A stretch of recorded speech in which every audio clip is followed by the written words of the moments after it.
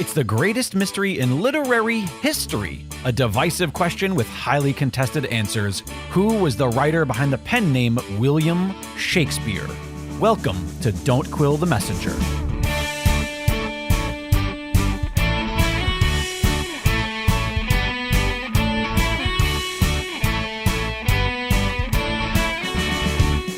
Here's your host, Stephen Sable. Welcome back, Quiller Nation, to another episode of Don't Quill the Messenger. I'm excited about today's episode because I have a guest today who's going to share with us what amounts to more than 2 decades of research and hard work. His name is Robert Prechter, and he's actually best known for developing a theory of social casualty called socionomics. And he has a long list of publications and awards that he has received for his work in financial theory and financial structure, including his most recent award in 2013. The Market Technicians Association presented him with their award. The one I really love it dates a little further back to 1984, but Prechter won the U.S. Trading Championship with a then record 444% return in 4 months in a monitored real money options trading account. Wow, Bob, that's incredible. And so, ladies and gentlemen, without further ado, let me introduce you to Bob Prechter. Welcome to the program. Yeah, my pleasure to be here, and it's going to be fun to talk about something other than finance. I'm sure it is, but before we do that, 444%, are you still getting those kinds of returns? I need to be following you. No, that was probably the best trading I've ever done, but it wasn't easy. It was so emotionally disturbing that I didn't want to do it again. Because when you're on that kind of leverage, it's very stressful. I can imagine. Was creating this project that we're going to talk about here, this Oxfordian work, was it as stressful, more stressful, less stressful? It was, I would say less stressful overall, but the problem was I thought I could do it in a year or two. And the further I got into it, the more I realized it's not going to be good enough just to point out what I think Oxford wrote. I'm going to have to contrast it with all of the people who wrote independently to show the difference. So I ended up reading, I think it was 450 different authors, and 152 of them turned out to be voices, as I call them, of the Earl of Oxford, but 300 of them were independent. So I've got a huge section at the end discussing every one of these independent writers and why they're independent and why they're not voices of Oxford. And when I got into about the 4th year of this, I said, this is endless.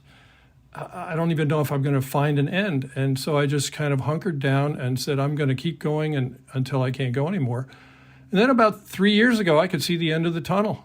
And I had read, as far as I knew, every poem, every play, every prose story, every sonnet sequence churned out in the Elizabethan era. So I think I'm done. We'll see. Well, over the last 6 months or so, I have been privileged to be included in an email list that you have used to sort of update us all on the progress of this project and its impending release. And for my listeners who aren't clear what we're talking about, Bob has produced an online book set called Oxford's Voices. It's 24 volumes. Is that correct, Bob? Yeah. 24 volumes. And as he mentioned, it basically dissects all of the literature of the time, of the Elizabethan era, and looks for the voices of Edward de Vere, Earl of Oxford, in that literature. It's a very extensive project, as he mentioned, and it did take him more than 2 decades to complete. And if you are a member of the Shakespeare Oxford Fellowship, then you probably recognize what we're talking about because it was featured in this most recent Shakespeare Oxford Fellowship quarterly newsletter. And remember, if you're not a member, the way to get access to that very valuable quarterly newsletter is to join the organization. And you can do that at shakespeareoxfordfellowship.org, shakespeareoxfordfellowship.org. And the quarterly newsletter is just one of the great benefits of being a member of this organization. But it happens to be one of my favorite benefits of being a member because you get these firsthand accounts and book reviews and promos about works that people are doing, such as what Bob has accomplished. And so if you're a member, you've seen it in the last newsletter. If you did not, then you need to join so that you don't miss out. But I noticed... I'll second that. The publications of the Shakespeare Oxford Fellowship are just terrific, both the newsletter and the journal. Absolutely. And as I look over what was written in the fall newsletter about your publication, you list in here that you accessed nearly 3,000 Elizabethan and Jacobean publications and more than 2,500 scholarly books, papers, and articles to compile this project together. That's an astounding amount of material. Yeah. I mean, you have to talk to my wife about it. I spent all my weekends and holidays and evenings just rather obsessed with this because I felt that once I got into it, I couldn't stop. I would like to say one thing, though. Even though this is a pretty big read, I think it's fun. I tried to make it fun. I think there's a pretty cool discovery every third page or so. So I really think people are going to enjoy it if they get into it. We can talk about some of those things as we go along. Sure, I hope to, because also in the newsletter, you listed one thing you did is you gave us a great list of the contents so that before we dive into this tome of work, we have sort of a roadmap to follow. And folks who are interested in learning more about it, if they didn't get the newsletter and they want to know more about the project, they can go to your website. And Bob has created a website that is, and correct me if I mess up the domain, is it oxfordsvoices.com? Correct. No apostrophe. oxfordsvoices.com. And at the homepage there, you'll find a few things. You'll find the table of contents listed there for you to peruse. You'll also find Bob's prologue to the book, which is a very interesting premise that I want to chat about because I love it. I think it's very effective.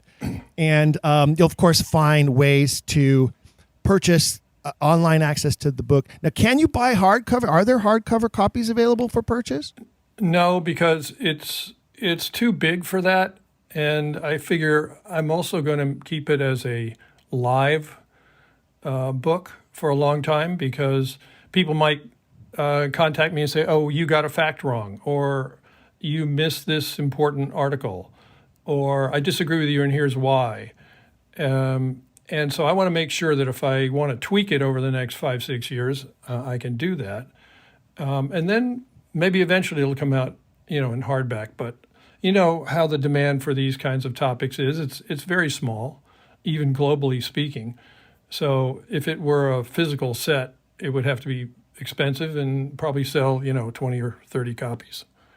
Well, we have listeners in approximately 100 different countries and provinces throughout the world. So maybe we'll help spread the word a little bit further with this episode of the show. That would be great. And I want to add, the online, we're doing a special type of online book. We've arranged it so navigating the thing is really simple. I put a little caret in front of every major section, so you can search by caret and just tap, tap, tap, and go down from one section to another. Search is instant and shows you just how many of the terms are there that you're asking about. You can go directly to them. So if I refer you to another spot, you can get there instantly. I mean, once you get used to it, it's really an efficient way to read a book. Yeah, and you describe it here as an online Bright Book, and apparently Bright Book is a trademarked reference. Yeah, we trademarked it for this very idea. We haven't seen anything like it, and I think people are going to really love using it. Tell me about how that came to be, not to get too deep into the weeds of that, but that's a curiosity. And if it does truly revolutionize the ease of reading of major projects such as this, that I'm certain is full of footnotes, and footnotes can be so intimidating to so many people, then I'd be curious to see how this could possibly further Yeah. develop down the road. But how did you come about that? Well, I personally hate footnotes, and I don't like endnotes. They're very bothersome, and when you want to know something, you have to flip to the back pages, or you have to look at the bottom, and sometimes the footnote goes to the next page. And I've always felt, if there's something important to say, just stick it in the book, right where it belongs. There's no need for all that stuff. So what I've done is I have relegated all of the endnotes to a special section, but you don't have to go there to find it, because every single time that I offer a source, there is an asterisk right there, and it's a live asterisk. You click on it, and it shows you the source instantly. Oh, that's who said that quote. Okay, fine, and you keep reading. So it's super easy, and all the search things we talked about before, I think it make it kind of a pleasure to go through.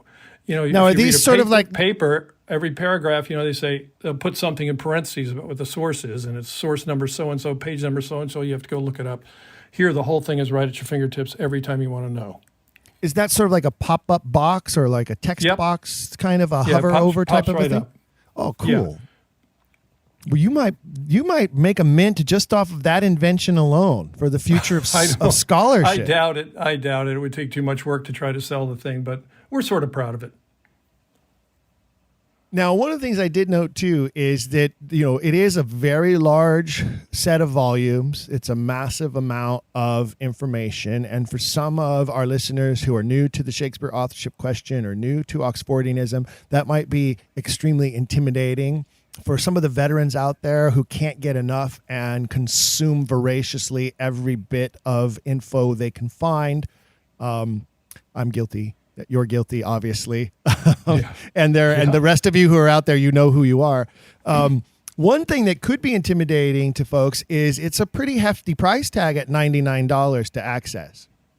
I think that's cheap because they say the average book published is 90,000 words, and this is 20 times that amount. So it's less than $10 a book. Wow. I mean, less than $5 a book, Right. if you look at it that way. So I think it's cheap, but people will have to figure that out for themselves. You can't find books in the used bookstore for less than $5 a book. There you go. Let's see. What was the other thing? About orienting people.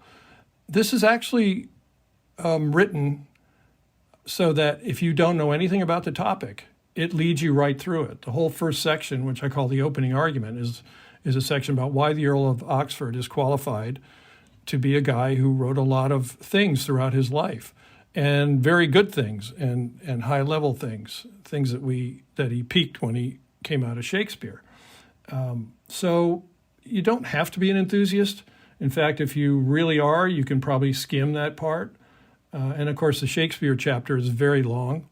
Again, because I'm assuming the reader doesn't know the Oxfordian case. So I summarize it, I think, very well there, and even add some things for Oxfordians that may be new to them.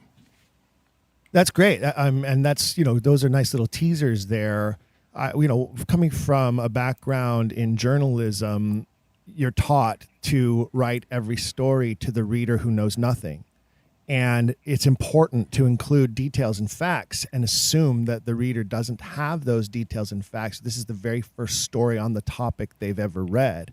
Even if it's a major crime case that's been going on for more than a year, you still need to include those details, those factual points, because you have to assume that the reader is just becoming interested in whatever the story is. Yeah. So Speaking of factual points, a huge bulk of the facts reported in here come from Orthodox sources, not necessarily Oxfordian sources at all, because the Orthodox writers have stumbled across all kinds of crucial information that they didn't quite understand, what it meant in terms of authorship.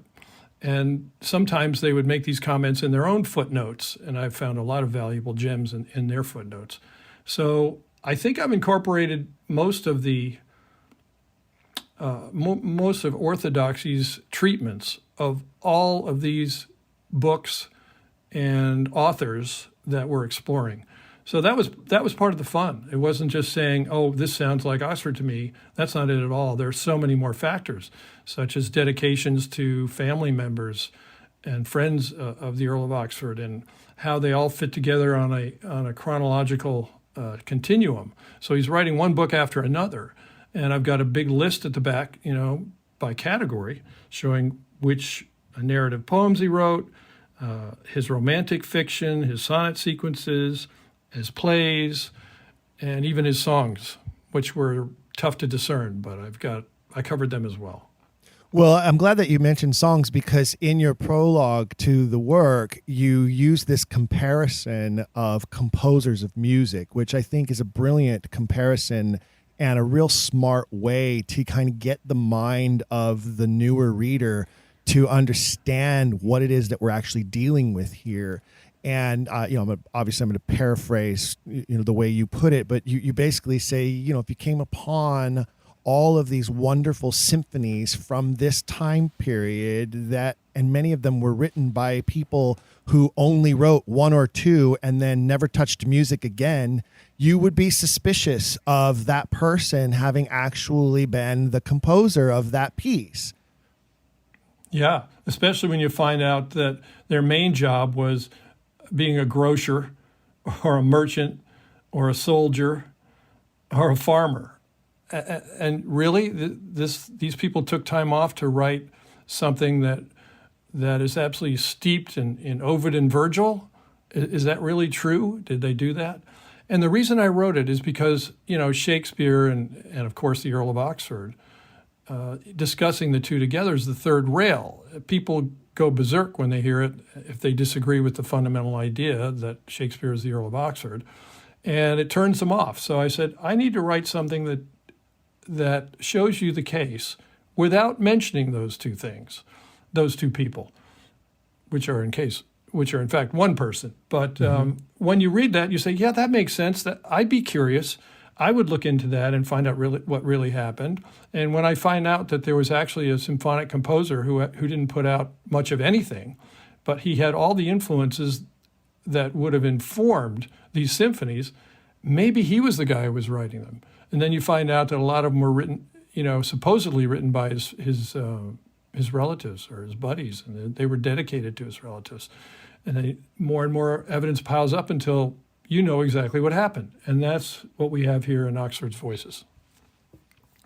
And so one of the things that you put out there is that many of the names and players that we have heard associated with the Earl of Oxford through his life and through the biographies of him and research of other Oxfordians, sometimes some of the people who we point to as being potential collaborators with him on works, what you're putting there forward as a premise is that he was using many of them and their names in order to put out work that was truly and only his own. That is correct. But I also found some cases, rare cases, where there was a co-authored piece, and other cases where the writers were completely independent except for maybe one item, and it would have appeared right after they died. An example, let's just talk about some of the independent ones first of all. Okay. Edmund Spenser. Edmund Spenser was an independent poet. He was actually the Oxford's Voices' favorite poet. Nothing in his name is by Oxford. Thomas Watson wrote most of his items in Latin, but he, of course, did a sonnet sequence in English. And a lot of people think Oxford either wrote the whole thing or wrote the notes, but I think that's 100% Thomas Watson, so he's independent. Anthony Munday was a secretary at Oxford who wrote several plays and a whole bunch of prose pieces. So people might think that Oxford used him, as an allonym, but he didn't. Everything in Munday's name is by Munday. Thomas Sackville, George Turberville, George Whetstone, William Gager was a guy who wrote Latin plays for the university.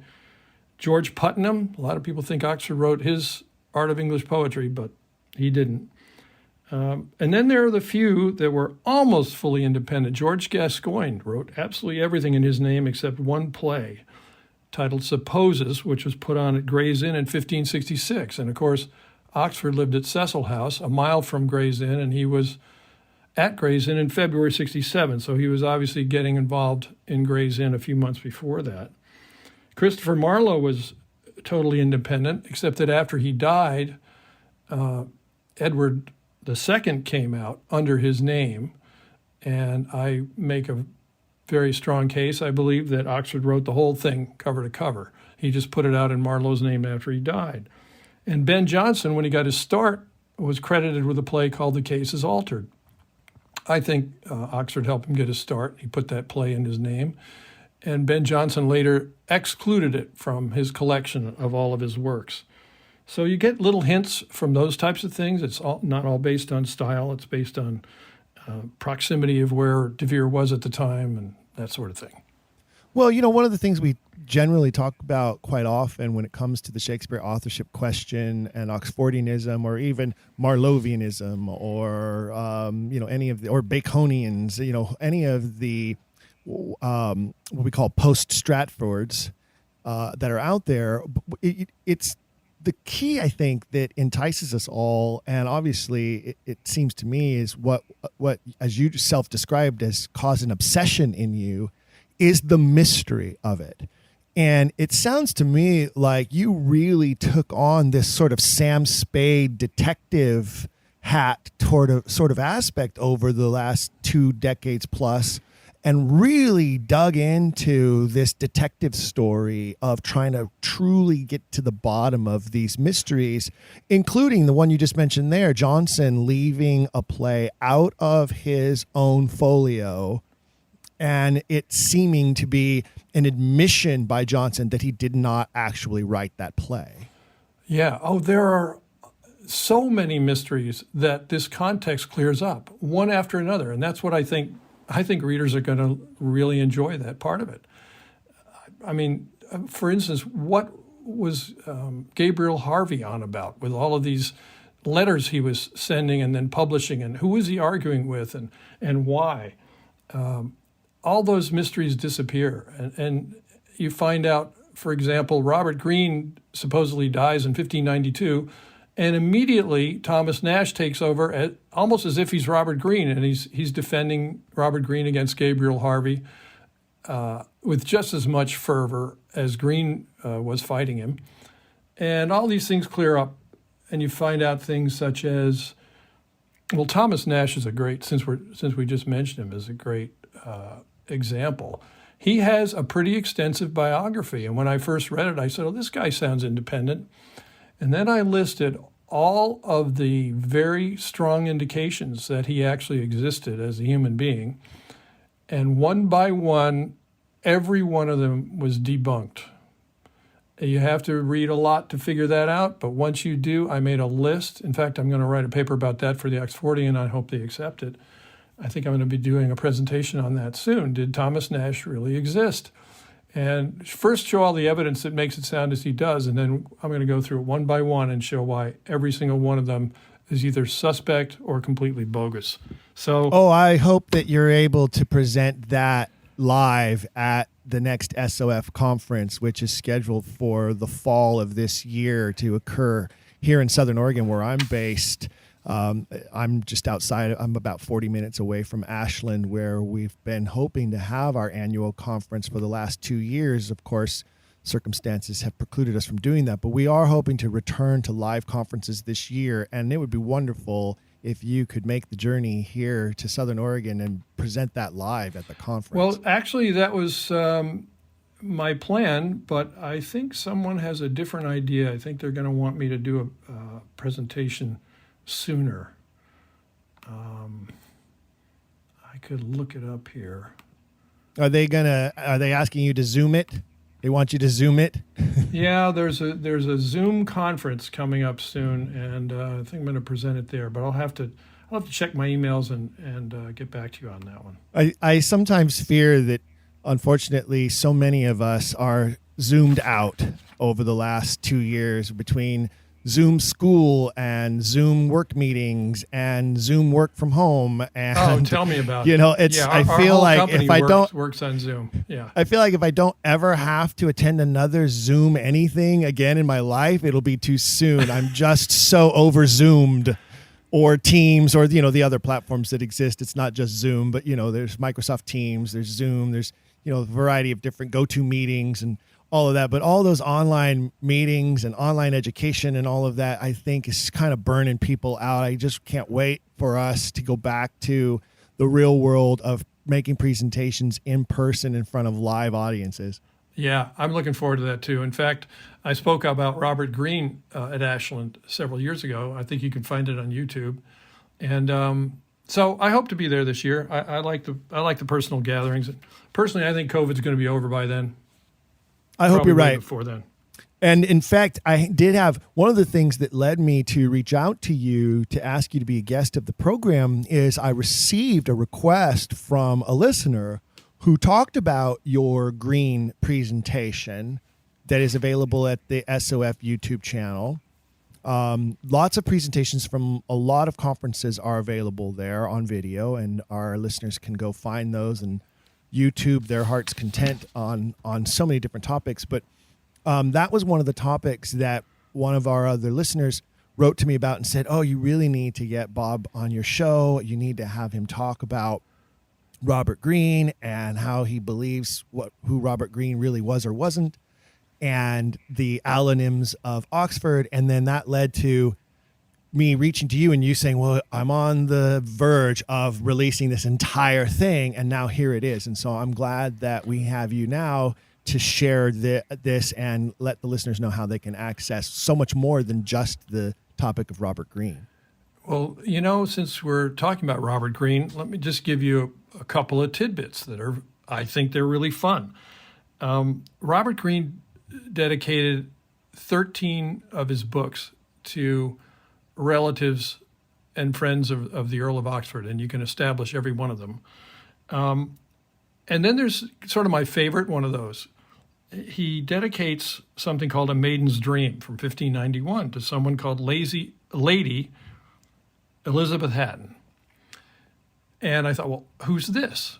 So I did a little bit of research, and I found, it's a 13-year-old girl who just married someone named Sir William Newport, who had been a nephew of Sir Christopher Hatton, who by then was dead, and he had adopted Hatton's last name. So when he got married, his new wife became Elizabeth Hatton, Lady Elizabeth Hatton. Well, okay, who was his new wife? Turns out her maiden name was Cecil.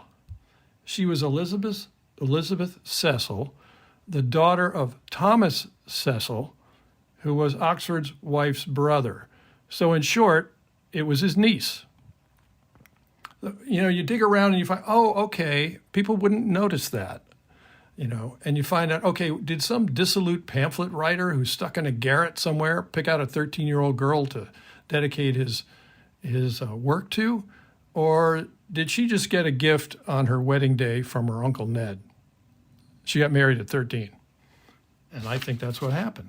Now that's incredible. It's also incredible for those of us who know some of the backstory of, Oxford and Christopher Hatton and that, the type of rivalry that was going on there at court.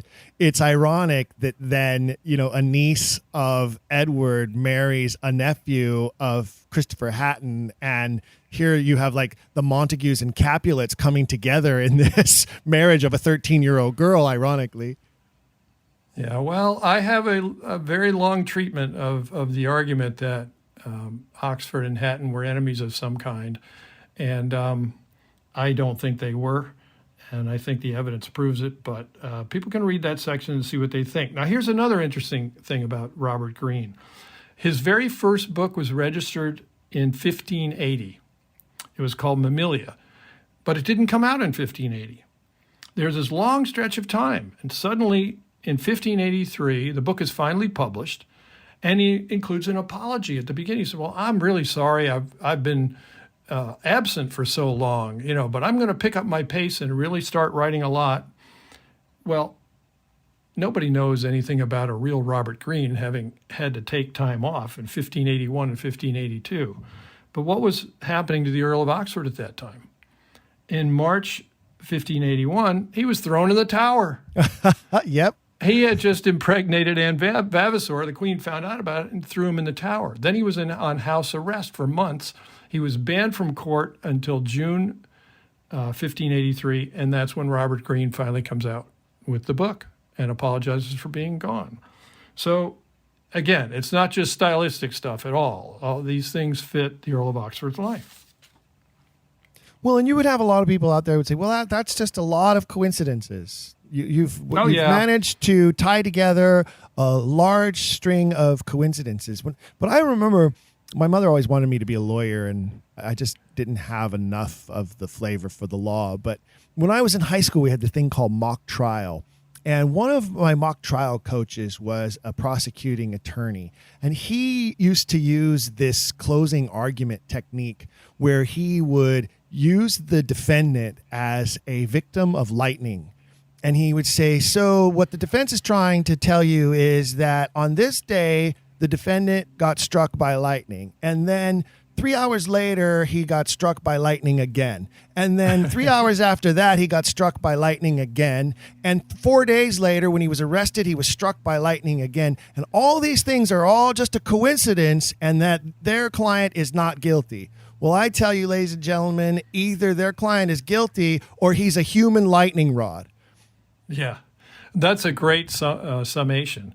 But, there's more to that, because the Stratfordians generally do not reply with facts. They reply with conjectures. Well, maybe this. What if he did that? Well, maybe he learned this from the tavern, and maybe he got it, because they don't have any facts to respond with. Well, the same thing is true of Robert Greene. He didn't exist, so there is absolutely no way to say, well, yeah, Robert Greene was busy at the time because he went to Scotland and hung out with his girlfriend. They don't have any information. So when you string it all together with, once you get in the right context and you realize who the players are, everything just fits like a glove. It's one lightning strike after another. Now, you believe that Oxford used, here's a word that we bounced around a little bit earlier in the episode that I wanted to touch on further, because I know for some people it might be a new word that they haven't heard used very often or aren't clear what the difference is between a pseudonym and an allonym. We talk about pseudonym all the time because we say, William Shakespeare is a pseudonym, Mark Twain is a pseudonym, George Orwell is a pseudonym, just to name some great examples of pseudonyms, right? Yep. But what's the difference? Explain to listeners who might not be clear what the difference is between a pseudonym and an allonym. Well, this is why Oxford was so successful at covering up what he was doing. He didn't make up the names. For the most part, I think he made up 2 or 3, and one of them was Shakespeare. And he finally found a frontman later. But in almost every other case, he picked names of real people. They weren't writers usually. Some of them were, but most of them weren't. And so when people looked somebody up, they said, oh, yeah, it looks like he existed somewhere. I guess there's a university record on the guy. And when you choose someone else's name and put it on your book, it's called an allonym. So would that classify like the ghost writers of like the McCarthy era, when the blacklisted screenwriters had to put their work out underneath a friend's name who was still in the good graces of the studios and that type of a thing? Yeah, that's a pretty good analogy. Okay. Yeah. So that kind of gives me some context from an entertainer's standpoint of what we're talking about here. Now, were these people knowingly or unwittingly used for this purpose? I don't think I can answer that question in a conclusive way. But given that so many people's names were involved, I think they were approached and just said, look, there's going to be a book coming out in your name. Just don't deny it because, the third highest ranking person in the realm is doing this. And they would say, no problem, that's fine. I mean, for all I know, he might have let him keep the money that it made. I don't know. That's a good question. Or at least At least greased their palms a little bit, maybe, with some coinage to keep them silent? Yeah, well, some of them were, one, for example, was Arthur Golding, his uncle. He didn't have to pay him off. Another one was John Lilly. John Lilly was his secretary, so he's paying him anyway. And so there are quite a few of those, but I would say the bulk of them are just people you've never heard of. Here, let me give you a good example. This one's kind of fun. Most Oxfordians have accepted the idea that Oxford wrote Arthur Golding's Ovid's Metamorphoses, right? Mm-hmm. So the first portion comes out in 1565. The second portion comes out in 1567, where he does completes the project. Well, what was he doing in 1566? I mean, there's a gap there. Maybe he was just doing Ovid's Metamorphoses, but I think there's another answer to that. It turns out a book came out in 1566. It was a translation from the Latin of the Golden Ass, and it's billed as a metamorphosis. In fact, the author says, you could even call this book Metamorphosis, because that's what it's about. So here we've got a book that's sandwiched in between Ovid's Metamorphoses A and B, and the subtitle is Metamorphosis, and it's a translation from Latin, exactly like Ovid's Metamorphoses is. Okay, so what do we find in the book? It's dedicated to the Earl of Sussex, Thomas Radcliffe. Well, if you've read your Nelson, he said very plainly that Thomas Radcliffe, 3rd Earl of Sussex, was the number one supporter of the Earl of Oxford at court. Okay, so there's another lightning strike. That's pretty interesting. Mm-hmm. Well, the book is signed by a man named William Adlington. Who's William Adlington? Nobody knows. He has no biography.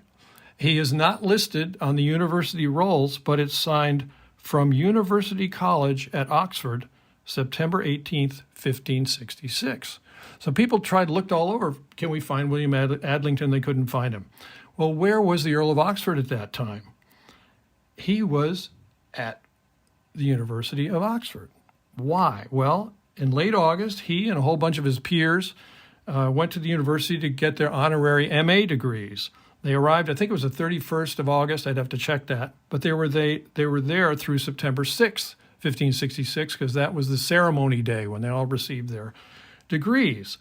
So Adlington signs his book September 18th, 12 days later. It's pretty obvious to me that Oxford traveled there with his entourage, including, by the way, Thomas Radcliffe, 3rd Earl of Sussex. They were all there together, partying and so forth. He hangs out in his chamber at University College, Oxford, for another dozen days while he finishes up his translation of the Golden Ass, puts his little signature and his date on there, and out it goes under the name William Adlington, who, by the way, never wrote another thing in his life.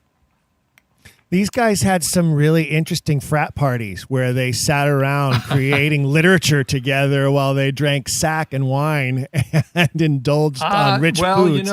I think most of those peers didn't create any literature at all. They were into being soldiers and leaders and politicians. Oxford was a strange duck in that regard, and he dedicated a lot of his works to his friends, but he didn't get much in return. They were peers, they were nobles, and they played that role, but very few of them were actually out there creating literature. I feel like his fingers must have been forever indelibly stained with ink throughout his entire life. Stephen, they must have been, because I think he started writing, actually publishing at age 10, and didn't stop until he died. And a few things even came out after he died. Of course, the First Folio did, obviously. Mm-hmm. And I think a few other things did as well that are hidden from people because they came out in someone else's name. And ink didn't smell really good back then either. I wouldn't know. What was it made of? I don't recall all of the details, but there's that children's rhyme that kids learn in school. Ink-a-dink, a bottle of ink, the cork fell off and you stink. Because It had a very pungent smell to it because of the things that were in it to make it so indelible, Yeah. By the way, I'm going to try to show another way that I think I was as objective as possible.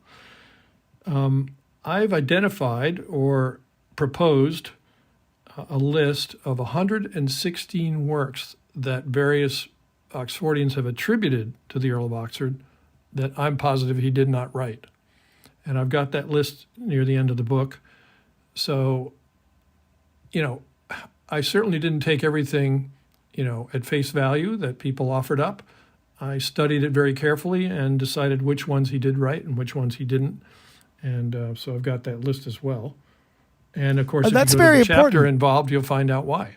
That's extremely important, because I think that there are times when, as Oxfordians, we can be accused of, and sometimes rightfully accused of, wanting to hear what we want to hear, wanting to see what we want to see, and not being as objective as we could be when it comes to dismissing evidence that demonstrates something different from what we want to hear or see.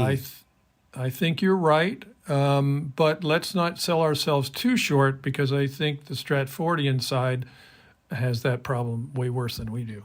Oh, absolutely. Oh, absolutely. Stratfordian glasses are super thick, and they're the Coke bottle bottoms. But I do think that there are some of us who, especially some of us who lean into one type of theory or another about the why of hiding all of the work and the why of creating a pseudonym of William Shakespeare. We tend to want to overlook things that don't support our position. And so I'm glad to hear that you looked at it from that, wider range, that, 30,000 foot level, and included, even at the risk, I'm sure, of upsetting some fellow Oxfordians who disagree with what your conclusions are with regards to works that you say he absolutely did not write. I hope that when they read the analysis, they'll come around to my view. But if they don't, I'm way open to hearing why. I think it's easy to make assumptions based on a couple of lines of text or even several stanzas of a poem and say, oh, gee, this sounds like our guy. But when you've read, 450 writers and you've figured out ways to tell them apart and figure out who Oxford is, some stuff that sounds a little bit like him, if you carefully look, you'll find things that do not sound like him. And you might say that, well, so what? That's the key. You can't have a wrong fingerprint in there. One of the things I was very, very strict about was, if there's something in here that does not fit, it can't be my guy. Everything has to fit. The style has to fit. The subject matter has to fit. The sources used had to fit. And if one of those was a source that, as far as I could tell, Oxford never used, or if he was using a reference that, as far as I could tell, he never used, that was almost enough in every case by itself to say that the writer was independent of him. But in all those cases, I would find a dozen things or 24 things that didn't fit until it was obvious the guy's independent. So again, I say, people, if you want to read it, take your time, just sit back. It's a long winter, and I just think it's a great roller coaster ride from beginning to end.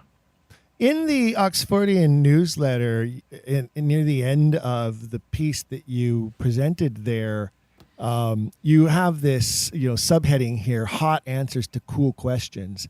And you tease the contents of the project with no fewer than 55 different questions that you claim that your volumes answer.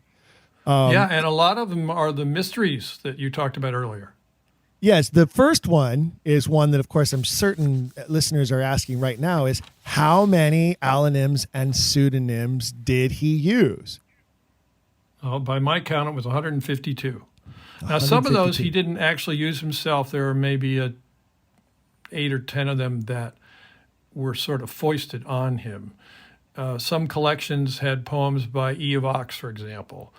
And I don't believe that he authorized any of them. So they were imposed on him taken from him against his will and put his initials under them. And then there would be, sort of sneaky little names like Ignoto. Some people think he wrote all the Ignoto stuff, but he didn't. He only wrote some of it. But again, someone else imposed that. But in most cases, I would say 140 of those cases, he actually chose the voice himself. Another one of the questions you have in there is to which very prominent family were more works dedicated than any other? Yeah, it was the George Carey family.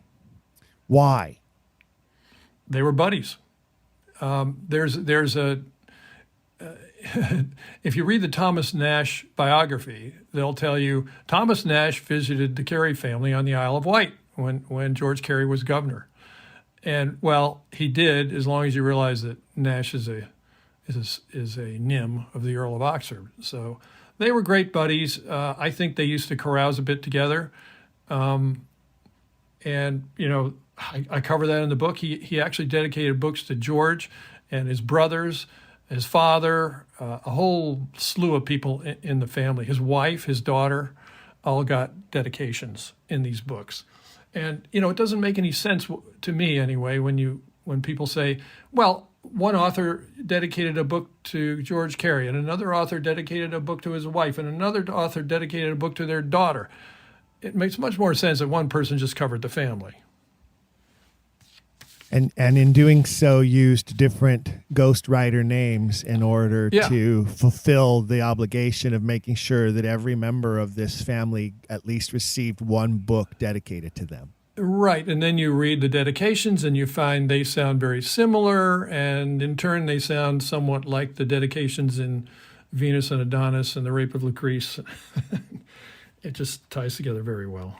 Well, and I think another important thing to note is how important a dedication like that was at that time to receive. What a badge of honor it was to have a published work out there presented, being sold with a dedication in its contents with your name.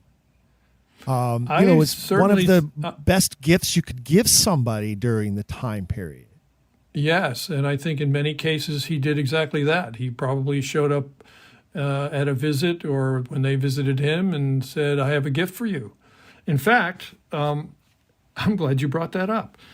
There's a famous, if you're a George Peele scholar, situation where a single letter exists written by George Peele.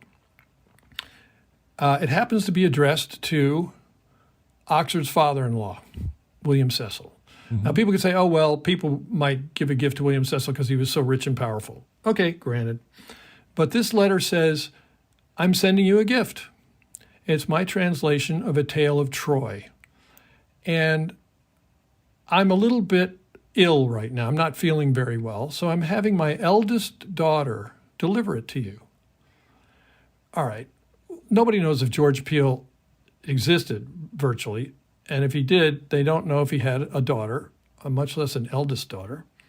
But we do know somebody that had several daughters, in fact, 3. And the eldest daughter of the Earl of Oxford would have been Elizabeth Vere. Mm-hmm. Is it possible that Elizabeth Vere showed up at her grandfather's door with a gift from Oxford, her father, and when she traveled? It turns out that I checked the handwriting in the letter and also in some scraps that they still have of George Peele's Anglorum Ferrii and I think one other piece that he wrote. And it's the same handwriting that we find in Edward de Vere's letters. And I've got an article about that coming out in the next Shakespeare Oxford newsletter, I think probably should come out in February, showing all of the unique bits of writing that are matched in both George Peele's and the Earl of Oxford's letters. So I think you can link these voices to the Earl of Oxford in all kinds of ways. And then when you read the history of what Oxford was doing and what his daughter was doing, she married William Stanley in 1596. She was staying in one spot with her father, and then he went to Hackney, and then she joined him there for Christmas. And she showed up at her grandfather's door in January. So obviously she stayed another week or so, and then she went back to London and went to stay with her grandfather, and she brought this little gift with her. I mean, the stories just fit together, and when you read the biographies and the Orthodox write-ups on all this stuff, the information's there, but it's all scattered. And they try to make a biography out of George Peele with it, and it just doesn't work. But Well, it sounds like they, with the Earl they of Oxford, it works great. they tried to make a biography out of William Shakespeare of Stratford too, and Oh, yeah. we know how well those have played out. Right. His actual biography, if you exclude everything but facts, is like 3 pages, right? If that. Exactly. And exactly. they'll write 500-page books about it. Well, one thing I did in here is I hope every sentence is actually a fact. I don't anywhere in the book say, oh, I think he was making a parody of Mr. So-and-so in this passage. Or I think he must have been thinking this way about that. Or, gee, this looks like an allegory for his father-in-law and his wife.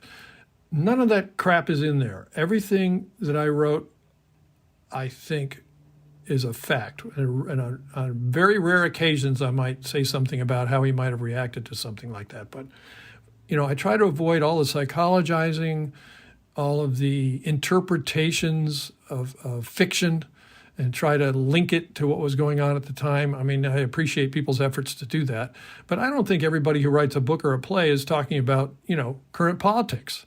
A lot of times it doesn't fit. So I said, you know what, I'm not going to use any of that kind of evidence at all. This all has to do with, letters, timing, where people were, what the biographies are claiming. Oh, for example, Thomas Lodge. Now, Thomas Lodge was a real guy. He didn't write anything until he became a doctor late in life, and Oxford was writing under his name. The biographies will tell you that he went on a voyage with Thomas Cavendish in 1591, and they just kind of throw it offhandedly because Robert Greene in 1590 mentions, oh yeah, my friend Thomas Lodge is at sea. Well, if you read the history of the voyage, you find out he couldn't possibly have been on a voyage in 1591 with Thomas Cavendish because almost nobody survived the thing. They tried to go around, the Straits of Magellan, and they died of being frozen to death.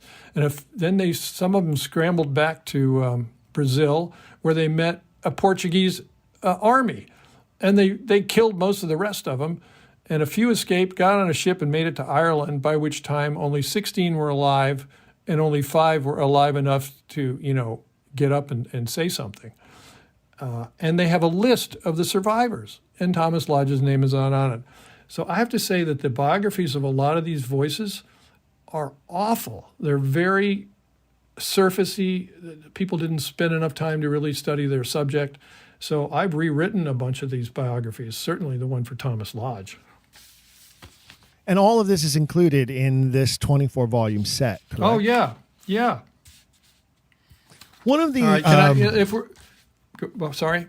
Go ahead. Well, I was going to say, one of the ones that you mentioned here, one of the questions that you mentioned here in this list from the last quarterly newsletter is how much of Two Noble Kinsmen was Shakespeare and how much was John Fletcher? And that one's of particular interest to me because I don't include Two Noble Kinsmen as a member of the Shakespeare canon. I don't believe that it belongs. I say there are 37 plays, and that is not one of them. So I'm curious to hear your take on that particular play. Well, I can, of course, tell you what I think, but the only way to understand how I got to that conclusion is to read my section on the play. So I hope people who disagree with me will do that. I think it's 100% his, except for the prologue and the epilogue. And those are the only reasons that Fletcher's name got on it. Okay, interesting. Well, it's an early play. Back it's and probably a now. very early one. So it's not, Midsummer Night's Dream or Hamlet. It's not at those levels at all. And some people have tried to say, well, it was Shakespeare and a collaborator.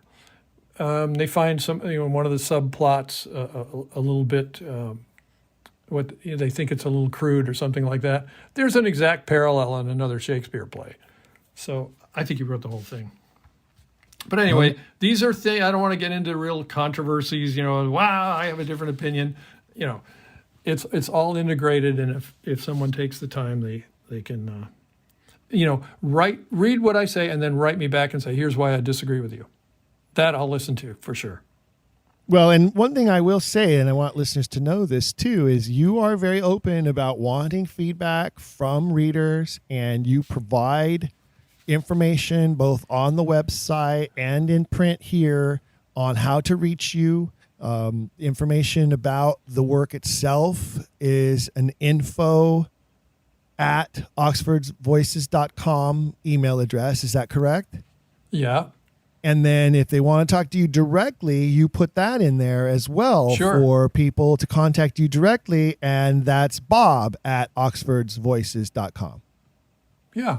And I've gotten a bunch of very positive things. So I was really happy to read. And I've got so far one person skimmed an area that he's an expert in. And he said, I just find this whole thesis too fantastical to believe. And I didn't respond this way, but I thought to myself, wait a minute. You already accept the idea that a guy with no recorded education at all became the most erudite human being in history. So don't tell me you don't have an imagination that can allow you to at least explore the idea that somebody put out a lot of literature in other people's names. I mean, just read it and see what you think. The Stratfordian imagination is a big part of what led us to where we are right now, as a matter of fact. Absolutely. Touché. That's exactly correct. Hey, we're probably getting close to closing, but I thought I'd talk about one more sort of fun publication. Okay, sure. There's if you look up in the records, you'll find that there's supposedly a booklet by someone named John Dolita, and it's about astrology. The fact is, it's not by John Dolita at all. It's anonymous, but it purports to tell the astrological predictions of someone named John Dolita. Well, who's John Dolita? Nobody's ever found him. As far as anybody can tell, he didn't exist. But you'll still see discussions of, well, yes, this is reported of some guy's astrological predictions. Well, if you read the book with the right attitude, you realize it's a parody. Yeah, it's John Dolita's predictions, but they're ridiculous. And there's a cover on the pamphlet. It shows three men, and they're kind of looking up at the sky, and one of them is praying, and they're sort of cowering. And up in the sky is a big dragon, this big sky dragon, and they're cowering in front of the sky dragon. I had to do a lot of reading to figure out what was going on here. It turns out, and Oxford and Gabriel Harvey were battling with each other in the press all the time. Well, Harvey had two brothers, Richard and John. Richard and John were astrologers. John, and believe me, these books are so tedious to read, it is awful. It's like being in purgatory, trying to slog through these things. But I read John Harvey's astrological book, and sure enough, he associates the planet Venus with the dragon's tail. So Oxford is writing a parody of John's astrological predictions, John Harvey's astrological predictions. So where does the name John Dolita come from? If you take Dolita, D-O-L-E-T-A, and unscramble it, you get adult. So he's saying he's reporting the ridiculous astrological predictions of John Adult. In other words, his nemesis Gabriel Harvey's brother. There's a whole story to that, too. It goes on and on because they're having this battle. And it's just so much fun when you understand what's going on. So who are the three guys on the cover? The three Harvey brothers. The Three Stooges. Yeah, exactly. In Oxford's mind, they're the Three Stooges, right? They're all precisely. dolts. Yeah, dolt heads. Sure. Sure. Well, that's fascinating. One more I'd like to touch on, because I don't know that I've ever heard anyone ask this question before. And we have had guests where we've talked about some of the salacious aspects of some of the plays, and of course, the the very salacious and very tantalizing aspects of Venus and Adonis. But you asked the question, did Oxford ever write anything pornographic? And if so, where and what was it? Can you share that little piece with us? Yeah. Now, I'm going to do it at some peril to myself, because of all the voices, I think Thomas Nash is one that many people are absolutely convinced was a separate individual. He wasn't. He was entirely a voice of Oxford's. And one of the things that he wrote, he didn't publish it, but he did write it, and it circulated, what was called A Choice of Valentines. And it's a pornographic poem. He did several things that, in my opinion, he was just trying to show off, saying, you got your pornography, let me show you how much better I can do it. Or you have your homosexual literature, let me show you how much better I can do it. And he would copy something from Virgil, for example. The whole section of Robert Greene, he is trying to out-Ovid and to follow Ovid's life path in the way that Robert Greene came out with some of his books. So, yeah, the guy was a show-off, and this was an example. I absolutely agree with that. And just a few episodes ago, Dr. Earl Shorman was my guest, and we talked about Titus Andronicus. And I happen to believe that Titus Andronicus is that same type of vainglorious show-off, homage to the Greeks that Edward wanted to put out there. Yeah, I think you're right. He said, you want a horror movie? Let me show you a horror movie. Yeah, exactly. He did. He took almost everything to excess in some way or another at some point in his life. And I think that quite possibly is the best word to describe him and his life, is a life of excess in every way and in so many ways of his life. I think that's true in some ways, especially in literature. But I also think he was much more conservative, both in his views of things and in his personal behavior than certainly his detractors paint him. And I think even as Oxfordians paint him. And I have an entire section called Those Who Knew. And it is amazing how many people knew what he was doing. And they would hide it. Oxfordians have discovered many of these passages, hinting that Oxford was Shakespeare. I think I've found a few more, but most of them I've listed from other people.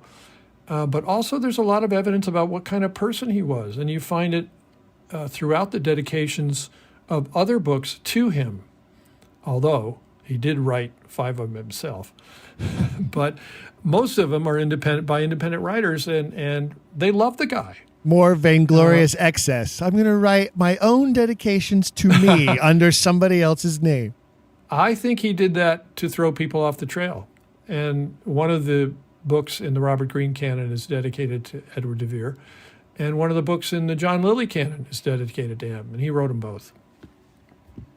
Yeah, that would not surprise me at all. Well, I'll have to tell you, this has people been... off. They'd say, well, how could he possibly be the author? It was dedicated to him. Well, that's subterfuge 101, isn't it? I mean... Yeah, beautiful. I mean, really, it doesn't take a real brilliant mind to go, well, here's a way that I'm going to throw people off the scent of this trail. Well, he had a brilliant mind, all right. He's fooled people for 450 years, right? Amazing. You make a really solid point there. This has been a fascinating conversation, Bob. I'm so glad that we were able to make this work and get you on as a guest. I do want to remind listeners that the views and opinions of the show's host and its guests are not necessarily those of the Shakespeare Oxford Fellowship. If you'd like to learn more about the Shakespeare Oxford Fellowship, you can do so by visiting their website, shakespeareoxfordfellowship.org. shakespeareoxfordfellowship.org. And as Bob alluded to, the very next quarterly newsletter is going to include more of his revelations. So join now so that you can get your newsletter appropriately. I pay the extra on my membership every year because I like to receive the hard copy in the mail and hold it in my hands and read it. Many of you probably be happy to receive it digitally, and you can do that as well. And once you remember, you also gain access to previous newsletters and publications from the past that are available through the website. One of the things in this last issue that I was also super pleased to see is there were book lists provided by 10 very prominent Oxfordians recommending their top 10 books that you should read or have in your library as a Shakespeare authorship question enthusiast and mystery solver. And that's a great list of books there. We try to highlight some of those books here on the program, and there are episodes featuring just about every one of the top 10 on that list. So really pleased to see that in the newsletter. If you'd like to see those lists, you've got to join and get access to the newsletter. Bob, thank you again so much. We want to remind everybody it is oxfordsvoices.com, yes? Yes. And let me just add, I also get the physical copies because I had to read and mark every single page of every newsletter that the Oxfordians have put out and all their journals. I really highly recommend that as well. And I include every pertinent piece of information provided by an Oxfordian. They're throughout the whole book. So if you're an Oxfordian that's done research, you'll probably find your name in here cited for something good. That's fantastic. It's a giant compendium, as it were. Well, of certain information, yeah. Well, thank you so much for sharing it with us. And this, as you mentioned and we've pointed out, more than 2 decades of work and research went into this project. It was once said that it requires 10,000 hours of practice in something to create a virtuoso. For instance, 10,000 hours playing the violin creates a virtuoso violinist. I would say, Bob, that you have spent at least 10,000 hours on this, and so I would call you a virtuoso Oxfordian. Well, people are going to have to make up their minds on that one when they read it. So listen, Stephen, I want to thank you especially because you're the first person that's talked to me about the book. Well, I'm thoroughly honored to be the first person then, and hopefully there'll be many, many more. Our listeners will be reaching out to you, I guarantee. I hope so. All right, thank you again for joining us. Remember, fellow Quillers, you can catch us every 2 weeks with a new episode of Don't Quill the Messenger, now in our 4th season. It's so exciting, and we're going to bring you more exciting guests and more exciting information as we move through 2022. Thank you for joining us as always, and thank you for selecting us as always as one of your podcasts of choice. Remember, until next time, keep asking questions. If you've enjoyed today's episode, please leave a rating and review in your podcast player. For even more, visit our website, don'tquillthepodcast.com. There you can find official merchandise in our shop, as well as a link to our Patreon. This show is made possible by people like you. We hope you'll consider showing your support by becoming a monthly patron, where you'll receive bonus material and tons of exclusive perks.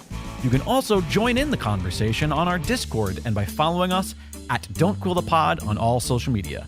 All of this can be found at don'tquillthepodcast.com, don'tquillthepodcast.com.